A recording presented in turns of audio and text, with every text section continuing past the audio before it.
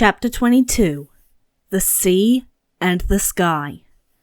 G'day everyone, Rune here, and this is Chapter 22 of my What If Ash Met Meowth First series. If you're new to this story, click the link in the description below to be taken to the playlist. Now let's begin the next chapter. We pick back up as the group walk into the gym, with Misty calling out their arrival. Hearing her voice, Daisy, Violet and Lily all come running, preparing to start asking what had taken her so long to get back from Viridian. Upon seeing her, however, and in particular her grin, they each take a nervous step back. When and where did Misty learn to grin like that? Still grinning, Misty asks her sisters in a sickeningly sweet voice why she'd been volunteered as the lead actress for their water ballet without her consent, or even telling her about the ballet in the first place. What would they have done if she and Ash had decided to not come back to Cerulean after Viridian and went to one of the gyms that Gary challenged? They would have been in some serious hot water then. Flinching at the idea, the three older sisters immediately begin telling Misty about the issues that they've been having with bringing in crowds for their ballets. They'd just started preparing the advertisements when they got a call from Officer Jenny. She told them about what happened in Viridian and knew that she and her friends would be coming back to Cerulean soon, since clearly Misty still thinks she has a chance in the league. Misty levels her sisters with a flat look and tells them that if they're trying to convince her to do this for them, they're not doing a very good job. Daisy grabs Misty's hands, begging her with Totodile tears in her eyes for Misty to do this for them.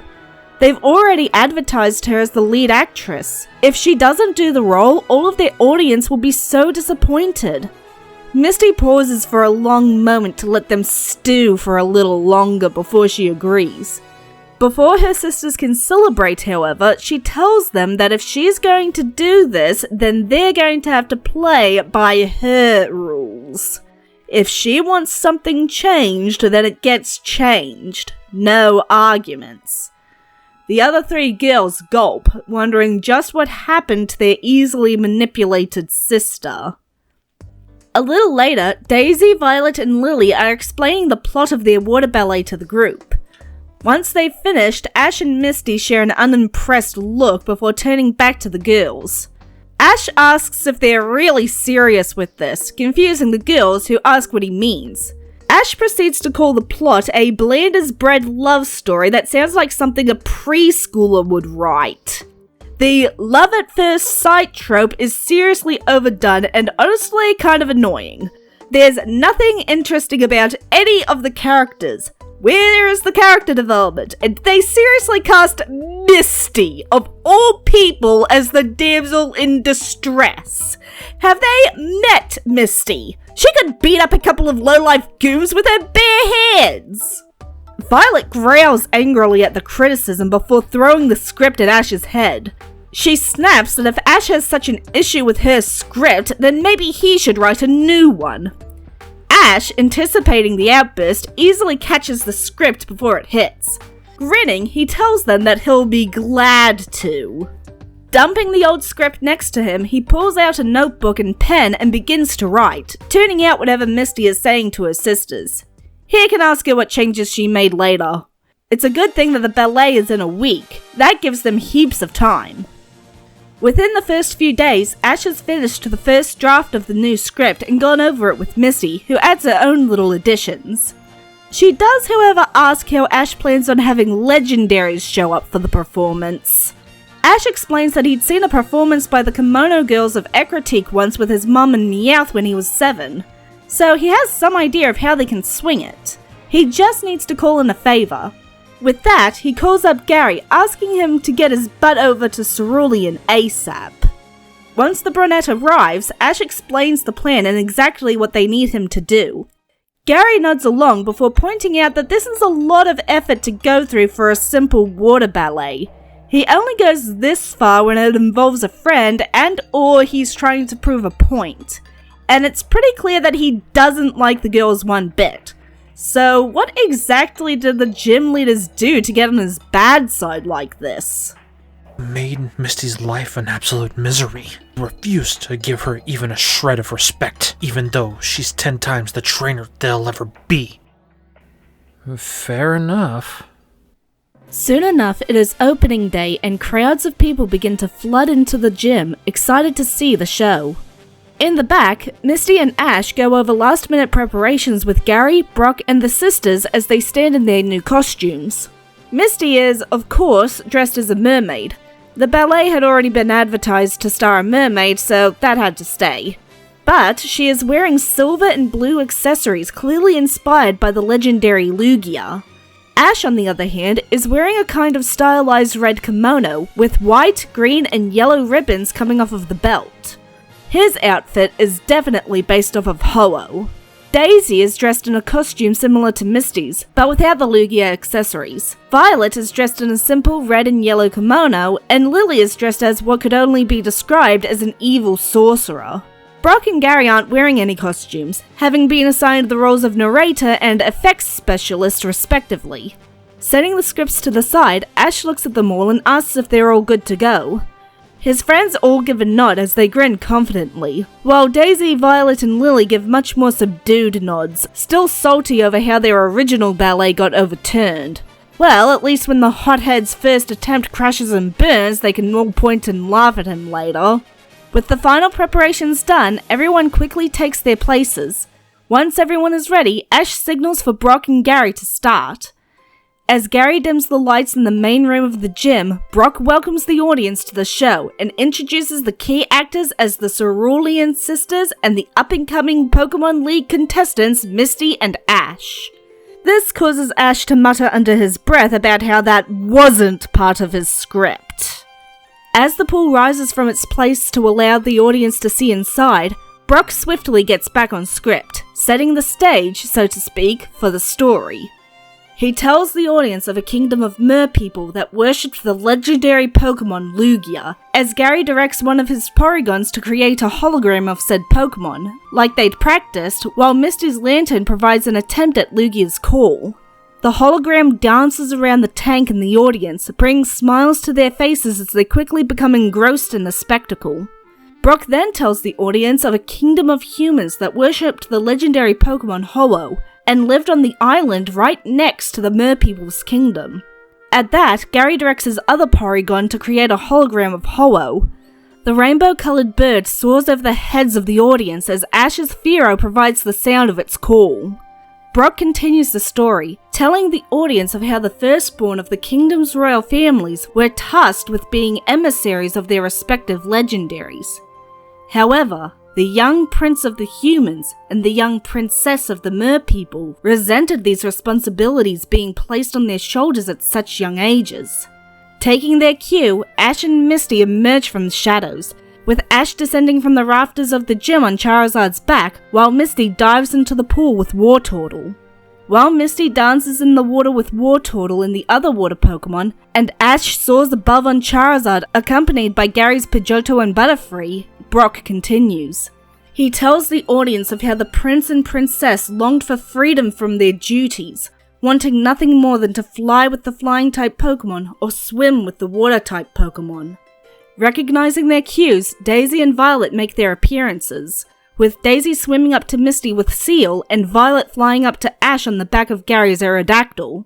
As they approach the 10-year-olds, they put up disapproving looks, while Ash and Misty were annoyed ones.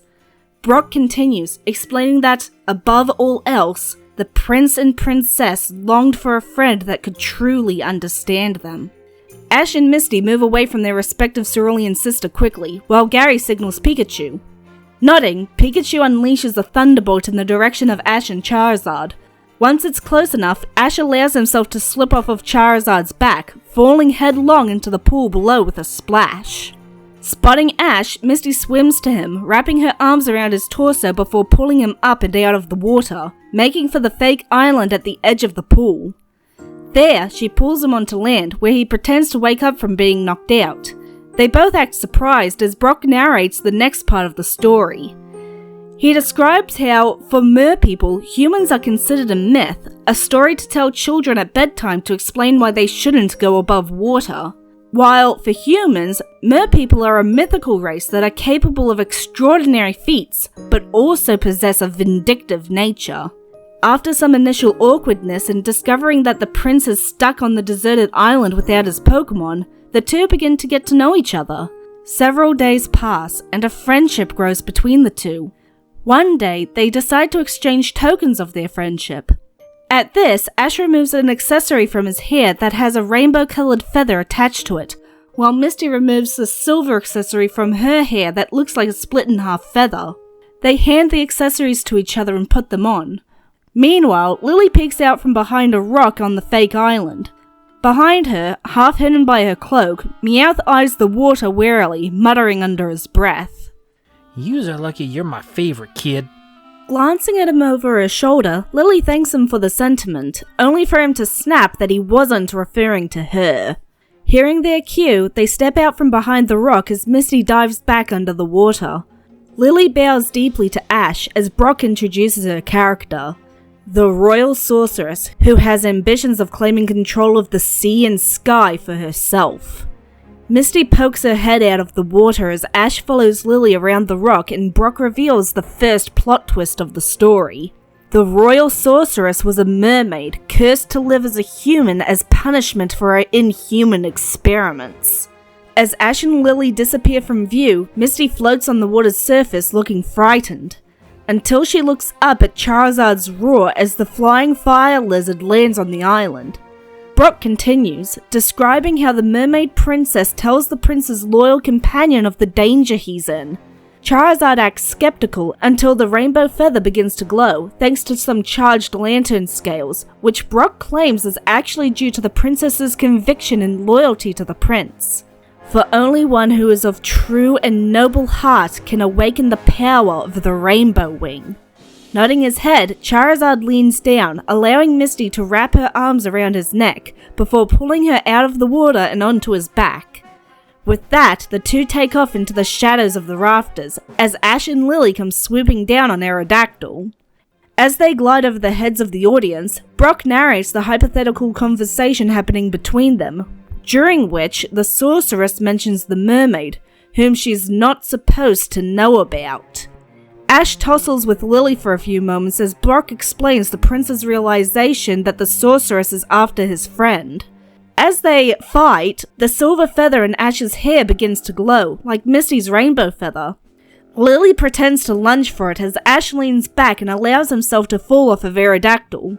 At the same moment, Misty and Charizard swoop out of the shadows towards them. As he falls, Lily holds out a hand, and Meowth, who's hiding under her cloak, uses Dark Pulse to give the illusion of her casting a dark spell. When the Dark Pulse is about a foot away, it's intercepted by a bubble beam from Wartortle, who then swiftly swims over to Ash as he lands in the water. Meanwhile, above, Misty and Lily begin to act out a battle between Charizard and Aerodactyl. As Ash grabs onto Wartortle, he looks up to see the fight and directs the turtle to aim a bubble beam at Aerodactyl.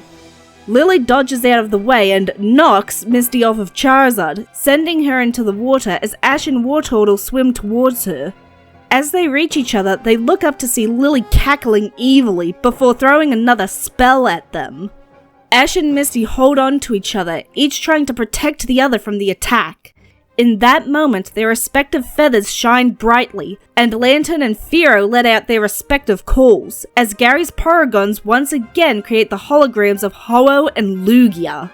The two holograms launch attacks at the Dark Pulse, which Meowth releases just at the right moment. Then, they fly directly at Lily and Aerodactyl, startling the pink-haired girl.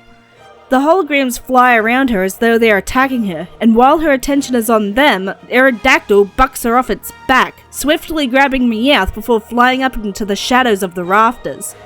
Lily gives a startled shriek as she falls into the water. At that moment, the water Pokemon hidden in the pool create a massive bubbles to hide her as Seal pulls her into a hidden air pocket. Meanwhile, Brock describes how, as the evil sorceress hits the water, her body turns into steam foam, putting an end to her evil. Ash and Misty climb onto the island in the pool, helping each other to get out of the water. Once they're up, they sit side by side as the holograms of Ho-Oh and Lugia look down on them. They turn to their feathers, which are still glowing, the charge of the lantern scales not having gone out yet. The two holograms nod to the 10-year-olds before flying off with a final cry. Smiling, Ash and Misty lean against each other, eyes closed and hands entwined, as Brock brings the story to its close, describing how, with the blessing of both Ho-Oh and Lugia, the prince and princess ushered in a new era of everlasting peace between their two kingdoms. For, just like the sea and sky, one cannot exist without the other. The lights go out, and Ash and Misty quickly get to their feet before they come back and take their final bow, signaling the end of the water ballet. As soon as the lights come back on, the whole audience stands up and begins to clap earnestly. Some even give enthusiastic cheers. Even Team Rocket, who had originally entered the building to steal the gym's Pokemon, stood and loudly cheered the performance, their original plans long forgotten. Later, after the crowd has gone and everyone has gotten dried and changed, Lily glares angrily at Ash and Misty, demanding to know exactly what the deal was with throwing her into the water. Ash gives her a flat look and tells her that it was in her script. If she didn't know that it was coming, then that was her fault for not reading it properly. Lily growls angrily and storms off to sulk in a corner, as Meowth thanks Ash for making sure that Aerodactyl caught him before he went in the water. Ash smiles and asks if he really thought he was going to let him fall into the pool. Daisy looks at the group and asks if they're sure they can't convince them to perform the ballet for the rest of the month, as one of the conditions for doing it was that they would only do it for one day. Misty and Ash both give them stern looks, reminding the girls that they're planning on entering the league and they need to not only get their final badge, but they also need to prepare for the league itself. Hearing this, Lily grins and gets up from her spot before turning to the two. She says Ash and Misty need their badge if they're going to get into the league, so then how's about a little wager? If Ash and Misty fail to beat them, then not only do they have to stay and do the ballet for the rest of their month, but Misty will have to give up on entering the league at all and never try again.